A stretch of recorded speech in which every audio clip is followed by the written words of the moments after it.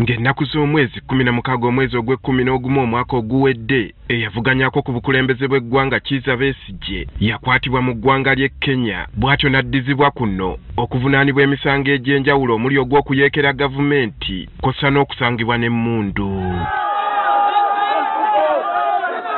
Ono yatwalibwa butereevu mu kkooti y'amagye okuwera ennemba n'emisango wakati mu kuwakanyizibwa okw'amaanyi nga bannamateeka be n'abantu ssekinnoomu bawakanya eky'abantu ba bulijjo nga Besigye okuwozesebwa mu kkooti eno okutuusa kkooti ensukkulumu lwe yasala omusango era n'addizibwa mu kkooti za bulijjo.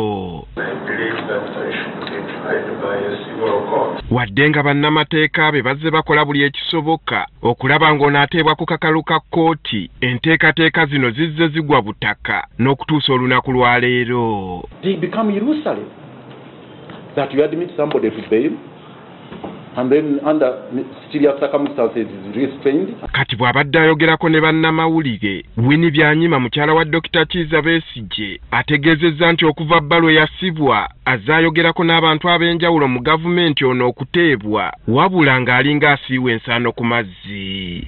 Yes, I have talked to some people who are in the executive branch. No, they are not making much progress, obviously. Ono alaze obwennyamivu olw'engeri eddembe lya bbaawe bwe lirinnyiddwamu ebitagambika mu kkomera kyokka nga tewali musango na gumu gumuvunaanibwa. Teyabba ssente za muntu, tebamubanja, tali korapti, tatanga muntu, naye ali mu kkomera ku nsonga za politics. Wadde guli gutyo agamba Besigye akyali mugumu. He's always ready to pay the price for what he believes is just and right. So he's not broken. In fact, people who visit him say that he motivates them. Embeera eno kossa n'ebyo ebigenda mu maaso mu ggwanga, Byanyima agamba enjogerezeganya n'omukulembeze w'eggwanga yeeyokka esobola okutaasa embeera.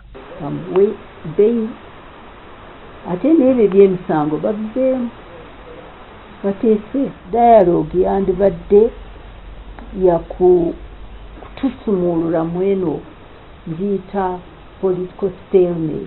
Ono akukkulumidde bannaddiini okwefuula kyesirikidde mu nsonga eno. Era abannaddiini nabo tebatukoledde bulungi, basirise nnyo ku nsonga z'okutulugunya abantu.